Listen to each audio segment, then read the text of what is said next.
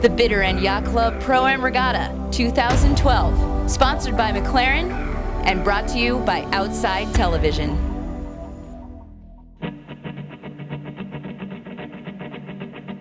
Have you ever wondered what it's like to learn to race sailboats like a professional? What if your coach was an America's Cup sailor or an Olympic medalist and the race course was right here in the beautiful British Virgin Islands? Well, if you have, then you've just found the Bitter End Pro-Am sponsored by McLaren. For 1 week each year, the guests of this world-class island resort get to race while vacationing with sailing's rock stars. I've been with them 26 years, and coincidentally, this is the 26th anniversary of the Pro-Am Regatta. This is my first year at the Pro-Am, and Bitter End Yacht Club is such a fantastic place. I've had the fortunate invitation the last 2 years, and they take such good care of us down here. This event is amazing. This is my second time here, and I pounced on the opportunity to come again. Lots of people that come here for the event every year, very excited to learn from us, we learn from them, and we go out on the water and just have a good time all week.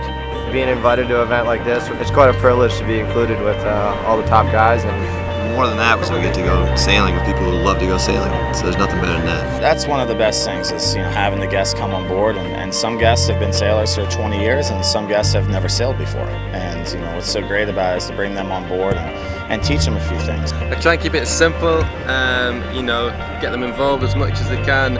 And to try and find places where they can learn how to succeed. I enjoy working with them all, and they're really excited every race. Even if we finish last, they're like, "Oh, that was so awesome." And I think just the whole mentality and the spirit down here in the Virgin Islands is positive.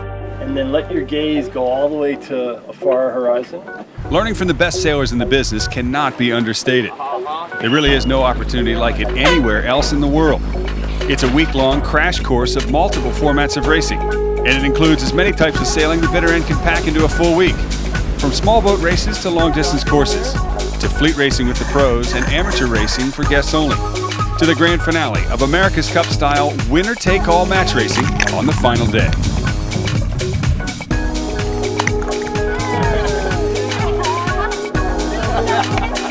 Throughout the week, the pros and guests, as well as their family members, also get a chance to socialize, dine, and relax with each other in one of the most tropical sailing settings in the world. Oh yeah, and if that wasn't enough, there's plenty of resort activities for everyone to enjoy as well. The week begins with Defiance Day, an annual distance race from the Bitter End in North Sound to the massive boulders at Virgin Gorda's famous baths. Hey guys, ready for a good day. The first day of racing is an informal way for the guests to get to know the pros and begin to learn the ropes.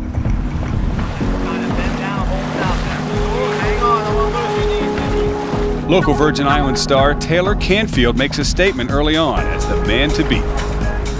Sailed over here with Taylor Canfield, and it went well. We hit the shifts all the way around, and he wanted to make me the navigator or tactician, which I thought was a bad idea, but anyway, it was a great time, really outstanding.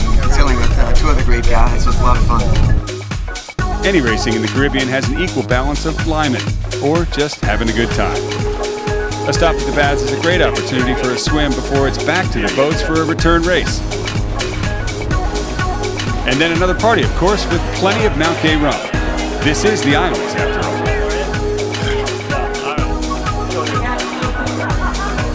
Day 2, and we shift gears to short course fleet racing aboard the 24-foot evenly matched IC-24s. Take it and wrap it along around the waves. Okay. Then with 4, we're going to get into a situation where we're going to have a starboard trimmer, a port trimmer, main sheet trimmer, and then a downwind wing-and-wing expert.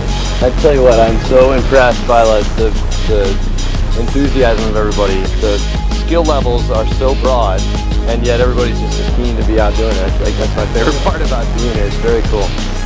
Let's go ahead and take the main on, Marlis, and we'll go right up to close hauled. So Amy, you're going to be putting another wrap on that winch. Guys right there that really know what they're doing.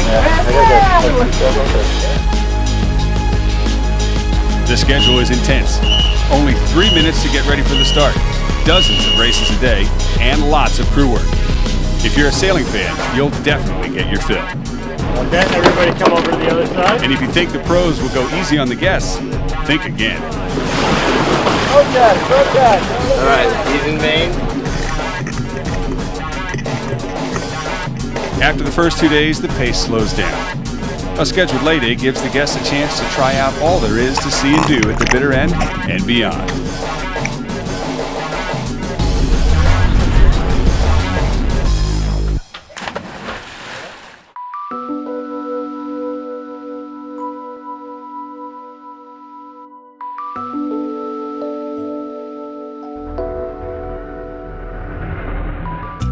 It was amazing. There were loads of fish. Yeah, I loved it. I hope we can do it again. A well-deserved day off is followed by an exquisite Greg Norman Estates wine tasting dinner. On day 4, it was the amateurs' turn to race each other, sans pros. Scuttlebutt is an email newsletter I started, 14, 15 years ago. The people come down to this regatta to sail with all these great pros, and some of them are pretty good sailors themselves, and the Scuttlebutt Club Championship gives them an opportunity to show their skills. It came down to the last leg of the last race for the win. Probably from about halfway down, we looked like, unless we hit some wheat, we were good. But I had a lot of confidence in the crew, and they did a great job. Ron Bohm just edged out Chris Smith, and he and his crew earned free nights at the bitter end next year. Watch your heads, guys.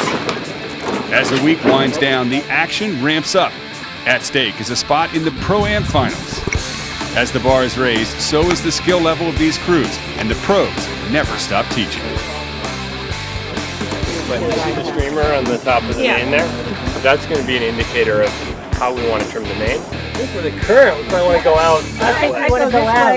Because upwind, and we just get into that shoreline and you'll get a nice little wind bend on the way out. Probably that's a good average trim again. Maybe out of the tacks, just a little looser than that will be set. In the end, former Rolex Yachtsman of the Year Dave Ullman and match racing champion Taylor Canfield will face each other in the finals. And the trash talking begins at the dock.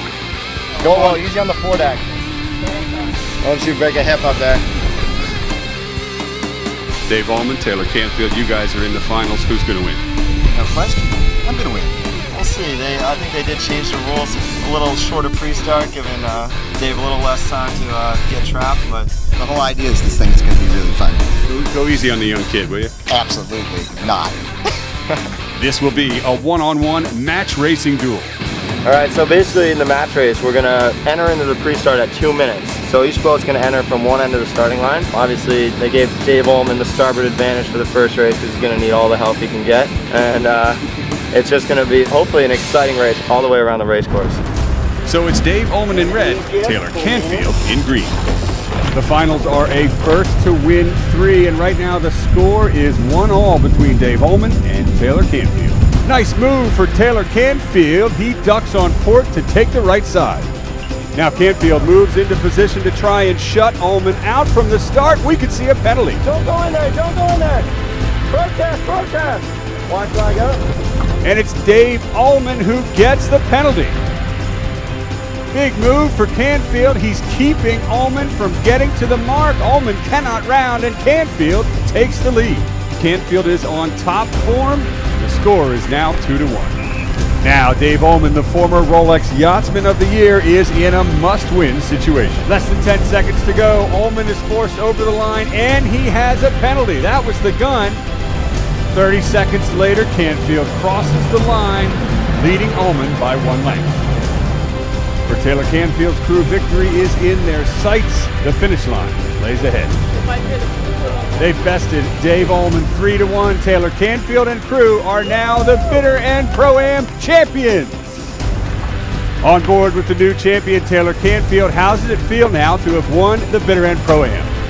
Oh, it's a great regatta to win. Great crew with me, so we had a blast doing it, back in my home waters, and it was a great time.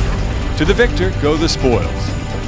The way he ripped it up out there on the course was unbelievable to watch. So, Taylor, you want to bring your crew up? Taylor Canfield, right over here on the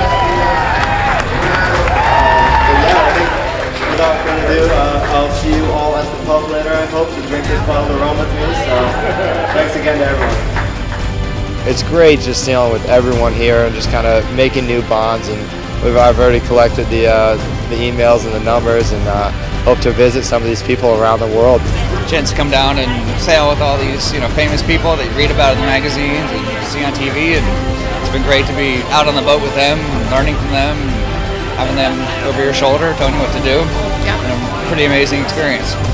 Well, that wraps up Racing in Paradise here at the Bitter End Yacht Club. We hope you've enjoyed it. Better yet, we hope to see you here next year.